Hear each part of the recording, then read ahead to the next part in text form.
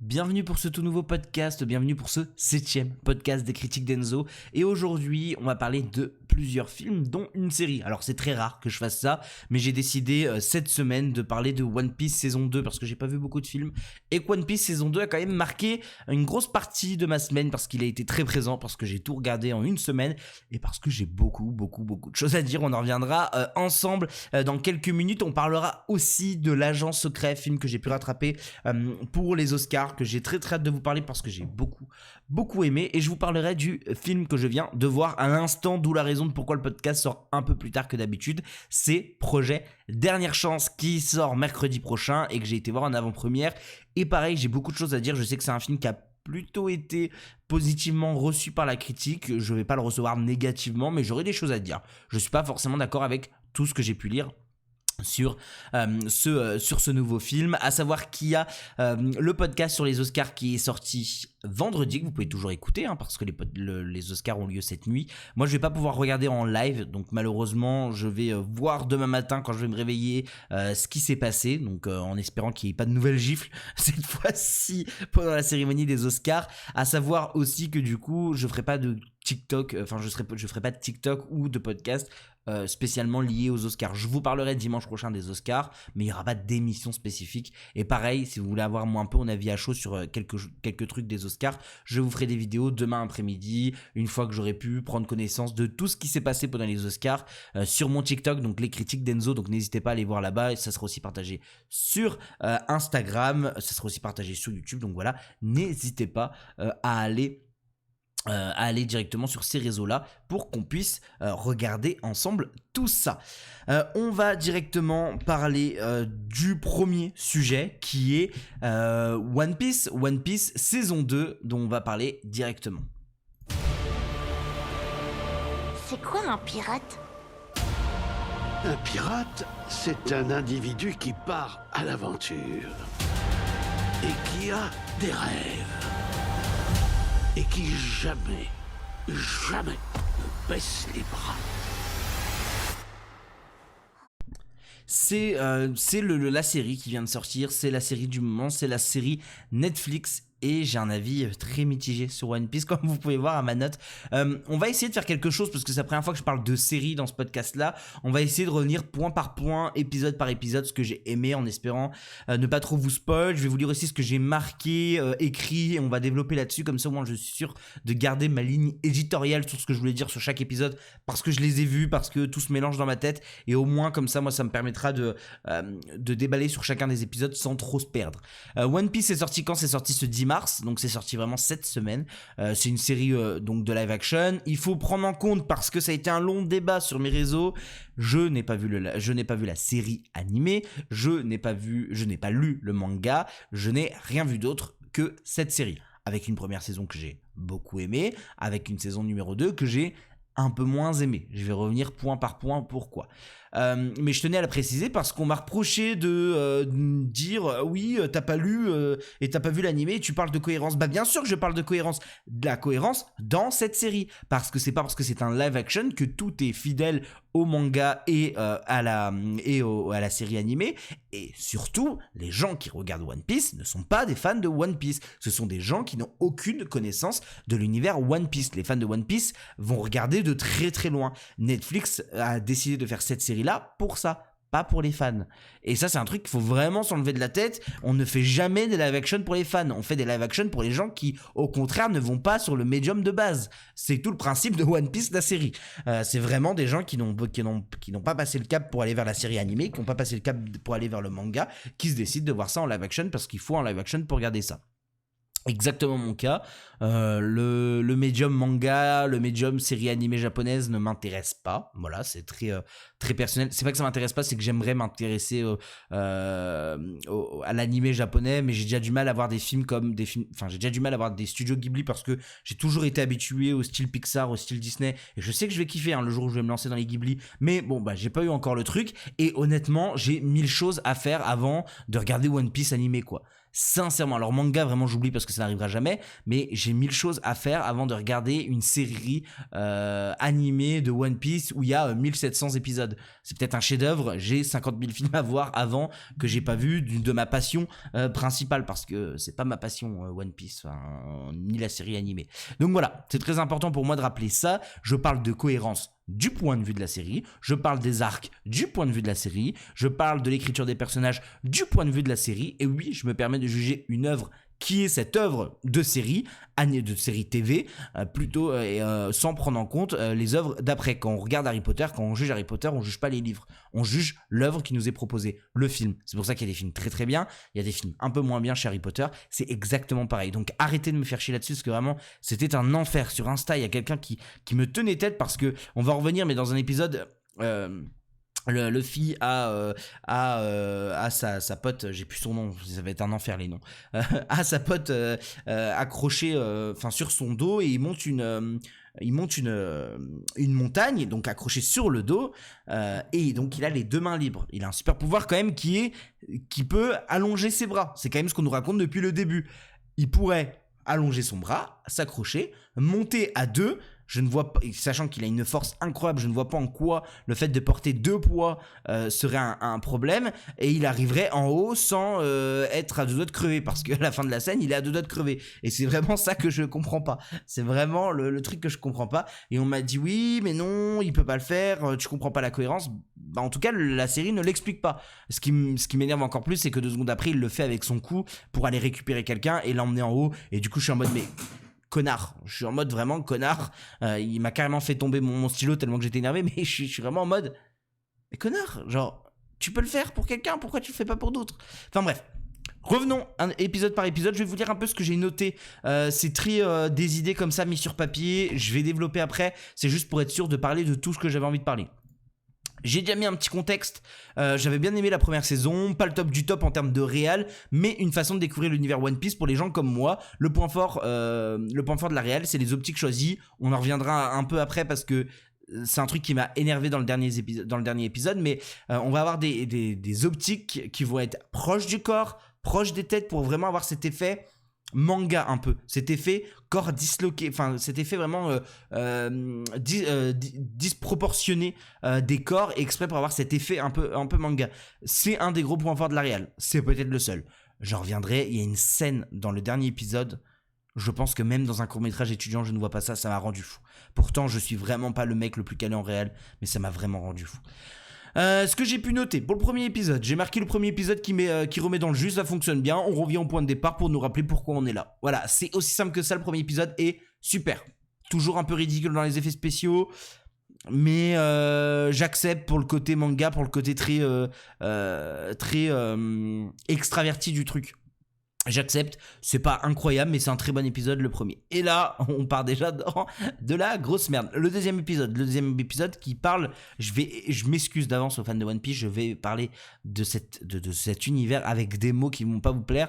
Par exemple, là, j'ai marqué deuxième épisode, la baleine, parce que je n'ai plus le nom, j'ai pas tout noté, mais j'ai trouvé que c'était le pire épisode de la série. Voilà, je vous le dis, c'est le pire épisode. J'ai marqué par contre assez déçu du second épisode, très anecdotique, très moche visuellement. Il y a rien qui va. Il y a une scène qui tourne actuellement sur Twitter parce que la règle des 180 degrés n'est pas respectée, et en vrai, bah effectivement, genre tu fais une série, tu respectes pas la règle des 180 degrés, enfin ça n'a aucun sens, vraiment, ça n'a aucun sens.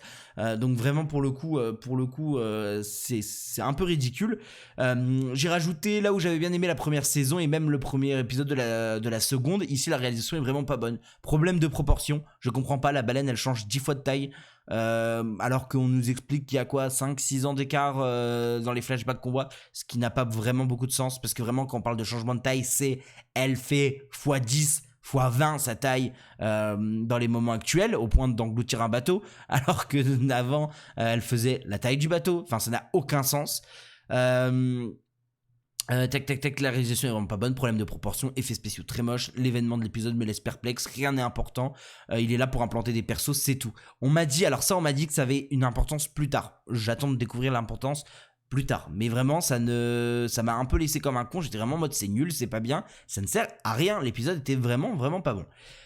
On a ensuite le 3e épisode qui est pour moi le meilleur épisode. Ouais, c'est l'épisode où sur l'île des cactus, qui est vraiment pour moi le meilleur en termes de combat. Enfin, c'est un climax de série, quoi. Je comprends pas pourquoi il a été placé là en 3e. C'est un climax de série. C'est un climax de. Ça aurait pu très bien prendre la place de 8e épisode. Ça fonctionne extrêmement bien. C'est un climax. J'ai marqué très intéressant. On remonte dans le train avec une nouvelle intrigue qui vont. Qu'est-ce qui vont être les enjeux de la saison, parce qu'en fait tout ce qu'il y a avant, il n'y a pas vraiment de gros enjeux qui sont établis sur le reste de la saison. Là c'est vraiment l'épisode où on apprend à découvrir Vivi, qui est pour moi l'arc narratif le plus important de cette saison là, ou en tout cas le plus intéressant, le mieux écrit je trouve, et c'est vraiment là où Vivi a un rôle important, quoi. Et du coup je trouve ça hyper intéressant parce que c'est là où vraiment on met les enjeux directement. Je précise que cette idée d'île à la suite est inévitable, et permet de ne pas avoir l'impression d'avoir des histoires mis comme ça sur le chemin sans logique, mais il y a quand même un truc très redondant de un épisode, une île. Et en vrai ils l'ont un peu arrêté sur la fin de la saison, parce que je trouve qu'il y a un vrai truc de un épisode, une île, et du coup t'as limite l'impression que ça ne se suit pas. Ça se suit, mais ça peut avoir cette impression là.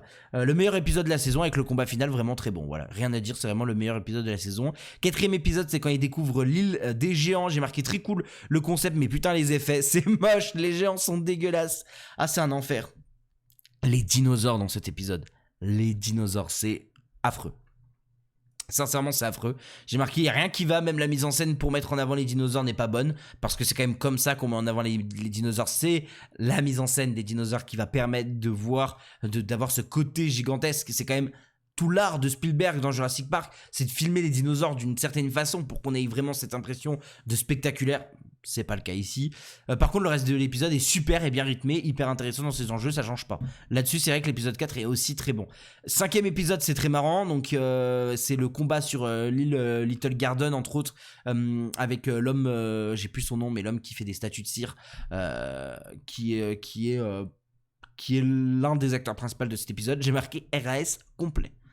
Il y a rien. Je l'ai trouvé assez long pour pas grand chose. J'étais clairement pas dedans, j'ai rien noté d'autre, tellement que j'étais vraiment j'étais pas dedans, vraiment pas dedans. Le 6e épisode, j'ai noté, ils arrivent sur l'île Goat de Game of Thrones, parce que c'est c'est une île où il neige entre autres, où il y a vraiment le côté chevalier, et là, je sais plus ce que j'ai marqué, donc on va voir. J'ai marqué le gros défaut de la série reste les incohérences. Ah oui, les costumes et les décors, des trucs qui sont censés se voir et qu'on ne voit pas, des actions débiles. L'écriture est vraiment niais et je trouve que ça se ressent dans cet épisode. Ils ont des doudounes genre H&M, genre ils ont des jeans, genre Vivi elle se trimballe sur cet épisode là, Vivi se trimballe en doudoune et en pantalon jeans genre Levi's, ça n'a aucun sens par rapport aux autres tenues, enfin ça n'a aucun sens, et les tenues sont dégueulasses, voilà, il faut le dire, les tenues sont affreuses, et c'est con, mais c'est des choses, des micro trucs qui sont hyper importants et qu'on met pas dessus. Enfin vraiment ça m'a rendu un peu fou, c'est vraiment le truc qui m'a le plus dérangé sur cet épisode là. J'ai marqué la base de Vivi, c'est les cheveux bleus. Ah oui, ça m'a rendu fou. J'ai marqué la base de Vivi, c'est les cheveux bleus, et le mec la reconnaît pas alors qu'il l'a vu quand même quand il était plus jeune. Alors petit comment on dit, Shadowban pour moi, c'est comme ça qu'on dit. C'est arrivé l'épisode d'après, je sais pas pourquoi je l'ai pas supprimé. L'épisode d'après, il la reconnaît, il dit qu'en fait il l'a reconnue depuis le début. Heureusement, elle a des cheveux bleus, mais comment elle pense que les gens ne vont pas la reconnaître? Elle a des cheveux bleus, c'est comme ça qu'on l'a décrit, c'est comme ça que tout le monde l'a décrit, et elle croit qu'elle va pas se faire reconnaître. Enfin ça par contre ça aurait pu être évité, quoi. Mais une capuche, mais un truc, quoi, essaye de pas te faire reconnaître, quoi. Tac, j'ai marqué quoi d'autre? La fin de l'épisode est cool. Pourquoi Luffy n'utilise pas ses bras pour monter la montagne? Ça c'est vraiment un truc où vraiment je vous demande de m'expliquer si vous avez la réponse. S'il y a vraiment une raison, je vous demande de m'expliquer pour que au moins je sache. Sachez aussi que c'est là où j'ai pris conscience de l'arc de Vivi était pour moi le plus intéressant de cette saison 2. C'est là où entre autres on a des flashbacks sur ce qu'elle a vécu, et je trouve ça hyper intéressant. Vraiment l'arc Vivi, j'ai très hâte de voir ce que ça va donner dans la saison 3. 7e épisode, c'est l'origin story de Chopper. Je suis pas très fan d'origin story parce que je trouve qu'on se concentre sur des... Généralement on donne l'origin story très rapidement quand on rencontre le perso, et là c'est exactement ce qui se passe. Chopper, on vient de le rencontrer et d'un coup on nous met son origin story, sauf que t'es pas assez accroché au mec pour avoir un vrai pour avoir quelconque intérêt pour l'origin story. Alors heureusement ils arrivent à faire un très très bon épisode, c'est vraiment le meilleur épisode après celui de Ligue des Cactus, mais du coup il y a un vrai truc très long, très lent, où tu vois des images d'un truc où t'en as un peu rien à foutre, et allez, sur la fin ça te chope parce que émotionnellement c'est très très bien écrit, cet épisode là émotionnellement marche très très bien et est vraiment très très bien écrit, c'est peut-être le gros point fort. Et le 8e épisode que j'ai vu tout à l'heure, j'ai marqué: les erreurs de réalisation se font clairement ressentir de plus en plus. Explication. Dans cet épisode, il y a une discussion en triangle entre 3 protagonistes. Ils discutent. Bon, déjà, ça commence par un split screen entre deux personnages qui disent exactement la même chose. Split screen qui dure 5 secondes, grand max. Ça n'a aucun sens. Et ensuite, ils vont donc filmer ça en triangle. Donc déjà, ils enculent la règle des 180 degrés. Mais alors là, c'est même plus l'enculé, ils s'en battent les couilles. Il n'y a aucune valeur qui est respectée. Alors vraiment, je suis nul en réalisation. Je suis éclaté. Je n'ai pas les termes techniques, j'ai rien. Je suis juste en mode c'est beau, c'est moche, c'est beau, c'est moche. Mais là, ça ne marche pas. En fait, j'ai un truc, c'est que j'ai une scène qui ne marche pas parce qu'elle est mal réalisée. Et c'est quand même la base d'avoir une réalisation. En fait, je suis en mode faites un plan large. Vous avez des caméras qui coûtent une blinde, vous avez des optiques de fou malade, vous avez fait un vrai travail au niveau de l'optique, c'est super, c'est hyper intéressant, l'image a déjà un grain, déjà une photographie particulière. Qu'est-ce que tu vas te faire chier à faire 3000 cuts à la minute pour changer de valeur toutes les 5 secondes? Grand plan, petit plan, gros plan sur le visage, comment on appelle ça, grand plan sur un personnage, c'est très bizarre. Et à faire des cuts, vraiment, tu fais un plan large des 3 qui discutent et c'est terminé. Ton truc marche tout autant. Il y a des cuts, moi j'ai jamais vu ça, il y a des cuts, donc il y a genre, cut, il dit une phrase, cut, l'autre lui répond. Bon, ça semblerait être la construction classique d'un chant contre chant. Non, là, c'est cut, il dit une phrase, en plein milieu de sa phrase, on va cut pour donner une réaction de quelqu'un d'autre. Et 2 secondes après, on va cut pour qu'il termine sa phrase. Puis ensuite, on va cut pendant un blanc, mais on va cut 2 fois. Genre, on va cut parce qu'il a terminé sa phrase, et on va cut une autre fois pour laisser quelqu'un répondre. Ça n'a aucun sens. Les cuts sont un enfer. C'est la pire scène que j'ai vue du truc, et je vous jure que n'importe qui peut réaliser une scène beaucoup, beaucoup plus intéressante en termes de dialogue. C'est un enfer. Vraiment, j'ai vu mieux dans des courts-métrages réalisés par des étudiants. Sincèrement, je ne comprends pas. Pour moi, c'est impossible de faire ça. Vraiment, c'est rien que quand on commence la scène avec un split screen, je suis en mode ça pue du cul là. Hein. Là, tu t'en rends compte que ça pue du cul. Et il y a un autre truc qui m'a dérangé. Parce que l'épisode est cool, en vrai, le final d'épisode est très très fort émotionnellement, tout ce qui se passe avec Chopper c'est vraiment très très bien. Enfin moi j'aime beaucoup cet épisode aussi, il va clairement dans la liste il va clairement à côté de l'origin story de Chopper, donc le 7e épisode, donc la fin de saison est plutôt bonne.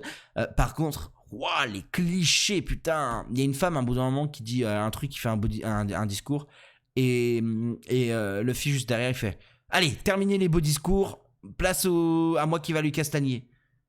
Et genre il la sauve parce qu'en gros il la sauve alors qu'elle aurait pu esquiver, même si elle a pas de pouvoir comme Luffy, elle aurait pu esquiver d'elle-même. Bah non, il faut que ce soit Luffy qui le sauve, et ça fait vraiment l'homme blanc, l'homme blanc qui vient sauver. En plus c'est marrant parce que dans la série elle est métisse, mais du coup ça fait vraiment l'homme blanc qui vient sauver la petite femme métisse faible.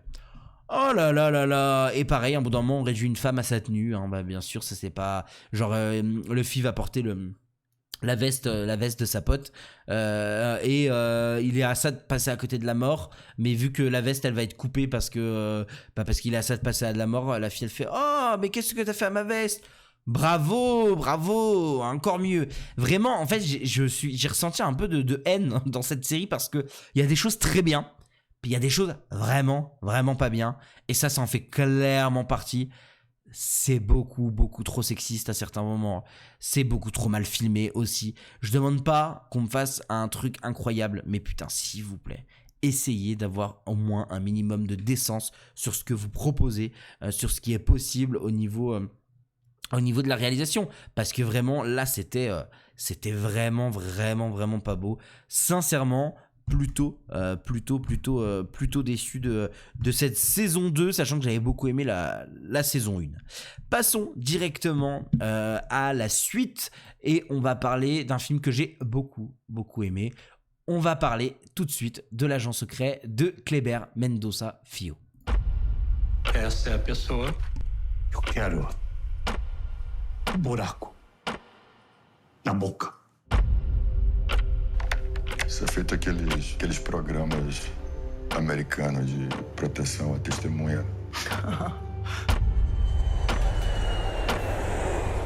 Tem matador me procurando, é isso que você tá dizendo? Tem. J'ai adoré ce film, voilà, commençons directement. J'ai adoré le film, je l'ai rattrapé pour les Oscars, j'avais assez peur parce que le film faisait 2h40.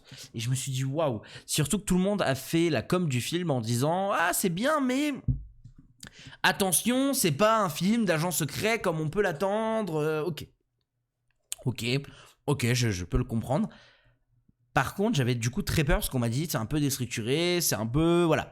J'ai adoré, vraiment j'ai adoré, je trouve que c'est un film qui est extrêmement fort politiquement, je trouve qu'il a vraiment beaucoup de choses à dire sur la situation au Brésil, et pas que en vrai, hein, sur cette idée de mafia, sur cette idée de contrôle complet, sur cette idée aussi en fait c'est un film, alors c'est ce que moi j'ai pu dire quand j'ai fait mon TikTok, c'est un film qui se veut être révolutionnaire, dans l'idée d'avoir une révolution, un peu comme ce que propose One Battle After Another. C'est quand même très marrant qu'en ce moment, il y a beaucoup de films qui parlent de révolution. Mais ça, bon, je pense que vous connaissez mon opinion politique pour savoir qu'est-ce que j'entends par là. Mais je trouve et je trouve ça hyper intéressant de voir deux traitements différents, en fait. Ce traitement très sérieux, très terre-à-terre, très secret de la révolution, on fait la révolution dans l'ombre, et ce côté inversement, enfin l'inverse total avec DiCaprio dans One Battle After Another, où là on est vraiment sur cette idée de révolution vraiment très excentrique, on va le crier haut et fort qu'on est là pour faire la révolution. Et du coup, c'est pas du tout la même chose. C'est deux points de vue différents. Je trouve ça hyper intéressant de les voir nommés dans la catégorie meilleur film, je crois. Parce que c'est quand même deux façons de voir la révolution totalement différentes. J'avais très peur des 2h40. J'ai eu un peu de mal, je dirais, les 30 premières minutes parce que c'est assez lent, parce qu'il faut se mettre dedans, parce qu'effectivement, on apprend petit à petit la vraie histoire derrière tout ça. Donc j'ai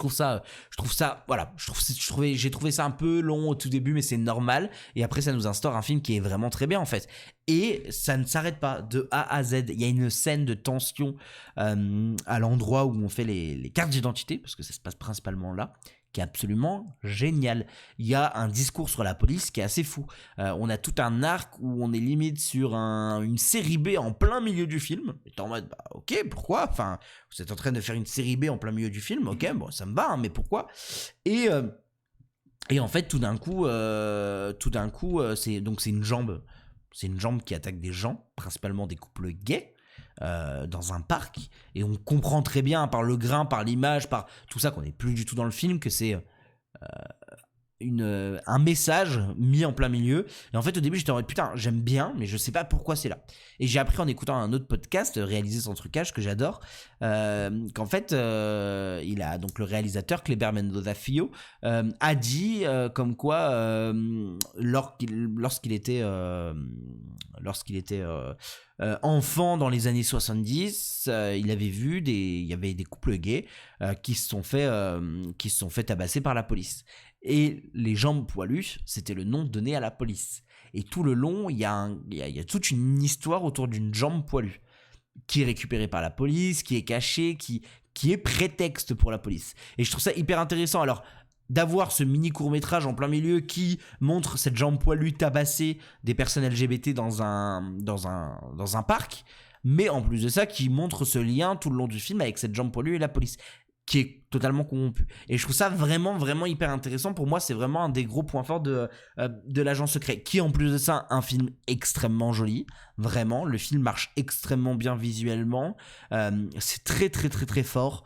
Kleber Mendonça Filho fait un film vraiment très fort, et un peu surpris de le voir avoir fait son chemin avoir fait un aussi beau chemin, sachant qu'il est sorti en même temps qu'Avatar, le pauvre, mais d'avoir fait un aussi beau chemin, que ce soit en France, que ce soit aux États-Unis, de le voir nommer aux Oscars, parce que c'est un film qui mérite. J'ai cru comprendre que I'm Still Here, qui a été sorti l'année dernière, là où il y a 2 ans, avait pas forcément ce même mérite que l'agent secret, et je trouve que là c'est hyper intéressant. Enfin, moi je l'ai pas vu I'm Still Here, mais c'est ce qu'on m'avait dit, mais là j'ai l'impression que tout le monde est plutôt d'accord pour dire qu'il le mérite sincèrement. Et en vrai j'ai mis 4 étoiles, je suis peut-être à 4 étoiles et demie tellement que j'ai trouvé ça très très bien. Il y a une scène d'interview, on peut dire ça comme ça, c'est pas vraiment une interview, mais il y a une scène d'interview, de questionnement enregistré en plus de ça, parce qu'il y a un parallèle avec la réalité à l'heure d'aujourd'hui qui est extrêmement fort, surtout sur la fin, qui est une très très bonne scène sur la fin, et il y a une scène d'interrogatoire, mais très gentille, parce qu'ils font partie du même camp, mais vraiment juste une scène d'interview, on va dire ça comme ça,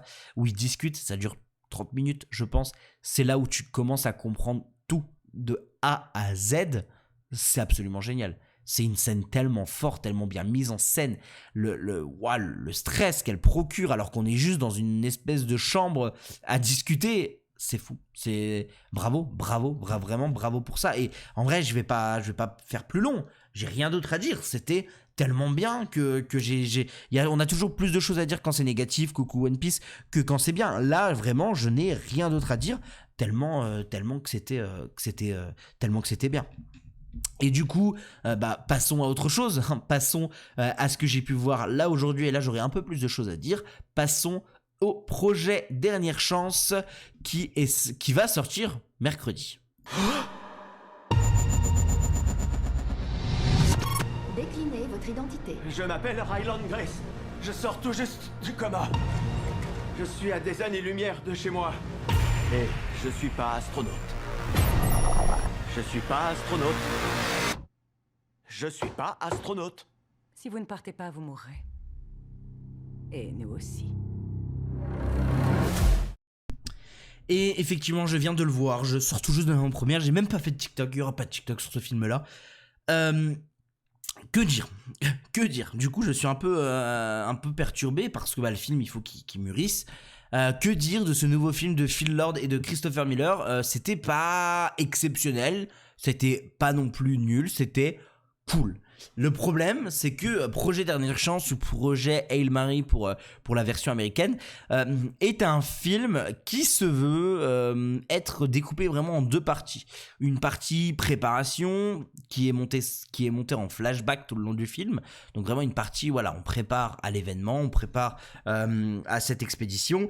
Et une autre partie dédiée à cette rencontre avec cette espèce de caillou qui se renommera Rocky et à cette amitié naissante. Le problème, c'est qu'il y a une partie que j'aime pas du tout. Enfin, c'est pas que j'aime pas du tout. Elle m'attendrit, elle marche bien, mais j'en ai rien à foutre. C'est la partie de Rocky, parce que en plein milieu du film, quand il le découvre, ça dure 30 minutes où il fait contact avec lui, et c'est long, et c'est chiant, et on en a marre, et on a compris, et du coup, ça casse un truc où effectivement, sur la fin avec Rocky, ça marche super bien. Sincèrement, les 30-40 dernières minutes avec Rocky sur la fin, ça marche bien. Le problème, c'est qu'il y a 30 minutes, 1 heure en plein milieu qui est vraiment un ventre très très creux. Et les flashbacks s'éloignent de plus en plus, ce qui est pour moi la meilleure partie. C'est les parties où il y a Sandra Hüller. C'est les meilleures parties du film, c'est les parties de flashback où on voit ce qui lui est arrivé, pourquoi il est là, on voit pourquoi il a été si important dans cette mission. Et du coup je suis en mode mais putain, c'est les meilleures parties et tu l'as pas. Alors je suis très content que ce soit pas un montage, il y a un espèce, pas un espèce de twist, mais il y a un truc qui fait que je suis content que le montage ne soit pas un montage linéaire où on part du plus vieux au plus récent dans la timeline, que ce soit un peu une timeline un peu éclatée, qui est 2 timelines qu'on suit. Le problème, c'est que les flashbacks, plus on avance, plus les flashbacks s'espacent. On n'a pas de flashback sur la fin pendant, je pense qu'il y a bien 30-40 minutes sans flashback sur la fin, ce qui est dommage parce que c'est les meilleurs moments, et du coup on voit, on a vraiment l'impression d'avoir 2 films en un, et surtout une partie moi qui ne m'intéresse pas parce que c'est un peu un côté fantastique que j'aime moins. Moi j'aime bien quand c'est un peu plus terre à terre, et par exemple je vais prendre l'exemple d'Interstellar parce que j'ai déjà vu des gens comparer ce film à Interstellar, ça a rien à voir. Je sais pas, j'ai vu une fois Interstellar où j'ai trouvé ça absolument grandiose, j'ai revu une deuxième fois où je me suis dit ok, je capte ce que Régé veut dire, c'est pas fou malade, c'est pas le meilleur film que j'ai vu, ça reste un très bon film, ça reste un 4, 4,5, mais Interstellar, il y a un côté quand même très réel, très pied à terre, malgré que ça reste de la science-fiction, mais c'est de la science-fiction qui pourrait être possible. Oh, c'est compliqué de dire ça comme ça, mais il y a vraiment un côté fantastique. On rencontre des aliens, et c'est vraiment la science-fiction que j'aime pas trop, quoi. C'est vraiment la science-fiction qui me laisse un peu sur le côté, sincèrement. Et c'est dommage parce qu'il y avait vraiment de grandes choses, de choses très intéressantes qui auraient pu être proposées par Projet Dernière Chance. Et je trouve que le film reste un peu sur sa fin, surtout que ça dure 2h40. Ça veut dire que pendant 2h40, t'es là à te taper un film où la moitié du film n'est pas si intéressant que ça. Et pour moi, c'est le gros problème de Projet Dernière Chance. Maintenant, il y a des très belles choses, surtout au point de vue de la réalisation. Il y a une idée d'avoir une caméra renversée très souvent, une caméra qui filme du coup verticale à la place d'horizontale et qui ensuite du coup va passer, c'est des idées de transition qui va passer en horizontale, mais c'est pareil, en fait j'ai l'impression que les idées de réalisation sont là pendant la première heure et demie et que petit à petit ces idées-là disparaissent pour laisser place à un film très classique en fait, et c'est vrai qu'au début les flashbacks sont transitionnés d'une certaine façon, et c'est vraiment très bien fait. La transition entre les flashbacks et la réalité, elles sont super, et j'ai l'impression que plus le film avance, plus la réalisation décline dans ses idées, dans sa façon de mettre en scène, que ce soit Ryan Gosling ou ce caillou. Mais c'est un peu dommage, vraiment c'est pour moi les points faibles de ce film. C'est dommage parce que par exemple il y a une planète qui est filmée au bout de 1h40, 1h50, qui est absolument magnifique, mais c'est la partie où j'en ai un peu plus rien à faire, donc c'est un peu dommage. Je trouve ça un peu dommage, un peu mal vendu aussi. Je trouve pas que ça soit totalement ce qui nous est vendu, et je sais pas comment expliquer, mais je trouve qu'il y a un truc qui marche pas vraiment sur la com.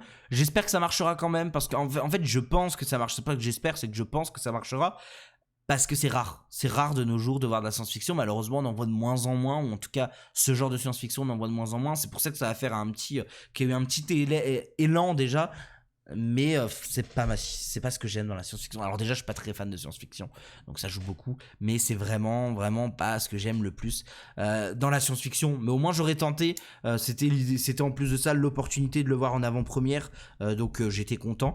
Maintenant à voir sincèrement les retours sur le film. Je sais pas si ça va correctement marcher, si au contraire les gens vont être un peu de mon avis. On verra bien tout ça. Passons directement aux sorties de la semaine, parce que il nous reste plus grand chose maintenant, après avoir vu Projet Dernière Chance et avoir parlé de ça. Parlons des sorties de la semaine. On a Les Rayons et les Ombres de Xavier Giannoli, qui a été promu très très tard, comme très bizarre, sur Les Rayons et les Ombres. Je crois que c'est UGC ou Pathé, je crois. Je sais pas si Pathé ont totalement perdu foi en leur projet, mais la com s'est fait 3 semaines avant, quoi. Enfin, et encore, je pense que ça s'est fait 2 semaines avant, ce qui est pas du tout normal. Enfin bref, moi c'est un film qui m'intéresse, que j'irai voir cette semaine parce que je suis du matin au niveau de mon boulot, et que donc j'aurai toute l'après-midi pour découvrir un film de 3 heures au cinéma. Je devais aller le voir ce soir, mais vu que je travaille demain matin, j'étais en mode non, on va pas le découvrir ce soir, autrement j'aurais toujours pas sorti le podcast alors là. On a Projet Dernière Chance, du coup, que j'ai vu, de Phil Lord et de Christopher Miller, et on n'a pas de grosses sorties, mais on a un film qui me pose question, qui s'appelle Police Flash 80 de Jean-Baptiste Sorel, avec entre autres François Damiens, avec Thomas N'Gijol. Donc je suis curieux de voir ce que ça donne. L'affiche me rend curieux, et du coup je suis plutôt curieux de voir ce que va donner cette nouvelle production, cette nouvelle comédie. Ça peut être intéressant, on ira peut-être voir ça, en espérant vous parler la semaine prochaine d'Alter Ego, enfin, en espérant que mon cinéma se décide à diffuser Alter Ego. Ce qui est sûr, c'est qu'on parlera des Rayons et des Ombres de Xavier Giannoli, et on parlera aussi, bien sûr, ensemble, on parlera des Oscars, parce qu'il y aura quand même des petites choses à dire pendant le podcast. Donc voilà pour ce qui est Pour ce qui est des informations aujourd'hui, des films, j'ai passé un peu plus de temps sur la série, je m'en excuse si c'était un peu long. De toute façon, vous pouvez skip, suivant ce qui vous intéresse. Mais je voulais quand même revenir point par point sur One Piece parce que j'aime bien développer mon avis. Et je vais dire, je suis pas fan de One Piece, c'était un peu compliqué pour moi. Donc je trouvais ça intéressant, surtout que j'avais pas vu grand chose. Donc voilà, je vous remercie pour votre écoute. Sachez que vous pouvez laisser une note sur le podcast suivant où vous le regardez. Vous pouvez laisser des commentaires sur YouTube, sur Instagram, sur TikTok pour me dire si vous avez aimé ou non. Et je m'en excuse. Et vous pouvez aussi, bien sûr, partager le podcast. Et en fait, c'est ce qui marche le mieux. C'est ce qui fait le plus plaisir. Donc n'hésitez pas. Si ça vous a plu, nous on se retrouve dimanche prochain pour vous parler de cinéma. Une nouvelle fois, je vous souhaite une bonne soirée, une bonne semaine de cinéma et j'espère que vous allez vous régaler au cinéma. Bonne soirée et à la semaine prochaine.